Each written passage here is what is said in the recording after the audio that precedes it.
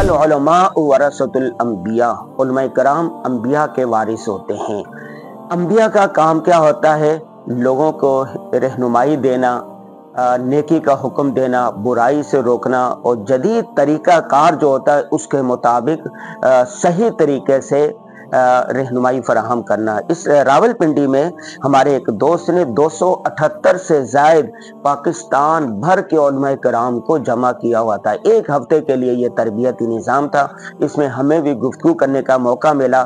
ہمارا موضوع یہ تھا کہ یورپی ممالک کا تہذیبی اخلاقی زوال کا مشاہدہ۔ ہم نے چونکہ یورپ کے 22-23 ممالک کا وزٹ کیا ہوا ہے، ہم نے ان کو بتایا کہ کس طرح خاندانی نظام تباہ ہے، کس طرح وہاں پر اخلاقی نظام تباہ ہے۔